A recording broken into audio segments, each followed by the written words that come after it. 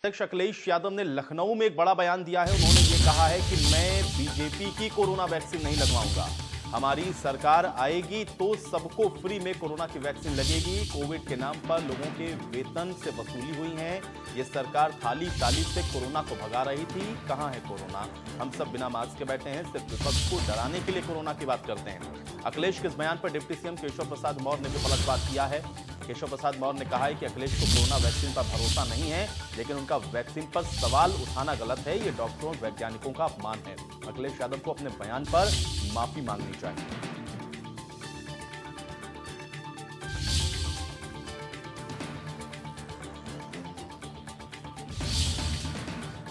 तो सपा अध्यक्ष अखिलेश यादव की तरफ से यह बड़ा बयान दिया गया है कोरोना वैक्सीन को लेकर के। सपा अध्यक्ष अखिलेश यादव की तरफ से यह बयान दिया गया कि मैं बीजेपी की वैक्सीन नहीं लगवाऊंगा, और इसको लेकर के बीजेपी की तरफ से भी पलटवार किया गया कि अखिलेश यादव को अपने इस बयान पर माफी मांगनी चाहिए, क्योंकि डॉक्टर्स और वैज्ञानिक का अपमान है। सपा अध्यक्ष अखिलेश यादव के बयान को लेकर के अब राजनीतिक बहस छिड़ी हुई है। बड़ी जानकारी हम आप तक पहुंचा रहे हैं। बीजेपी की कोरोना वैक्सीन मैं नहीं लगवाऊंगा, ये बड़ी बात अखिलेश यादव की तरफ से कही गई है। कोरोना वैक्सीन को लेकर के अखिलेश यादव ने ये बड़ा बयान दिया है। मैं तो नहीं लगवाऊंगा अभी वैक्सीन, मैंने अपनी बात कह दी, और वो भी बीजेपी लगाएगी उसका भरोसा करूंगा मैं? अरे जाओ भाई, अरे अपनी सरकार आएगी सबको फ्री वैक्सीन लगेगी। हम बीजेपी का वैक्सीन नहीं लगवा सकते। श्री अखिलेश यादव जी, आपने कोरोना वैक्सीन लगाने से मना करके एक तरह से केवल इस देश की सरकार का ही नहीं, बल्कि इस देश के उन वैज्ञानिकों का, उन डॉक्टरों का जिन्होंने दिन रात परिश्रम करके इस वैक्सीन को तैयार किया है, जिसे लेने के लिए पूरी दुनिया और पूरा देश लगातार प्रतीक्षा कर रहा था, और आपने वह लगाने से मना करके वह भी उसका सार्वजनिक बयान दे करके जो किया है, वह निश्चित तौर से यह सबका अपमान है। और आपसे मैं अपेक्षा करूंगा कि इसके लिए आप माफी मांगे। मैं तो नहीं लगवाऊंगा अभी वैक्सीन। तो अखिलेश यादव के इस बयान पर आप सुन रहे हैं कि किस तरीके से डिप्टी सीएम की तरफ से भी पलटवार किया गया, लेकिन बड़ा बयान अखिलेश यादव ने दिया है। और जाहिर बात है कि इस बयान के बाद उत्तर प्रदेश के अंदर जो सियासत है वो अब गरमाएगी, क्योंकि अखिलेश यादव ने साफ तौर पर इसको बीजेपी की वैक्सीन करार दे दिया, और यह भी कहा कि जब हमारी सरकार आएगी तब हम वैक्सीन सभी को फ्री में लगाएंगे।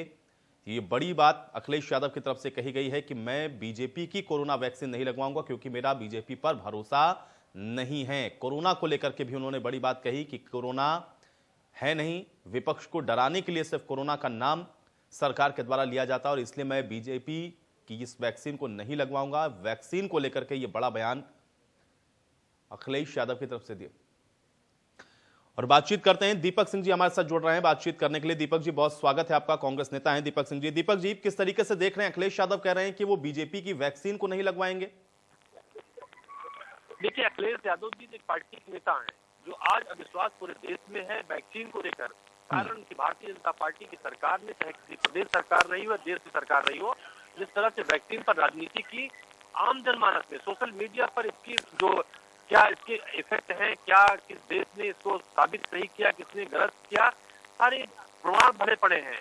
जिस तरह से कोविड के नाम पर राजनीति हुई, फिर वैक्सीन के नाम पर भारतीय जनता पार्टी राजनीति की, पूरे देश में अविश्वास है।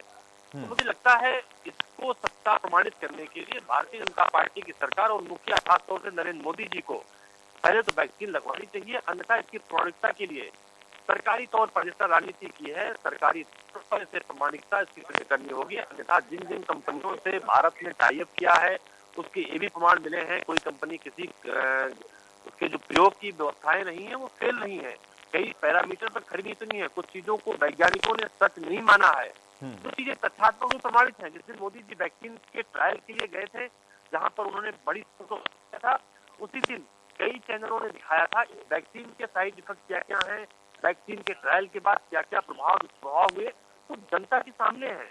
तो मुझे लगता है मोदी जी को वैक्सीन का टीका लगवाकर देश को मैसेज देना चाहिए कि ये वैक्सीन सुरक्षित है और वैक्सीन सबको लगाने योग्य है।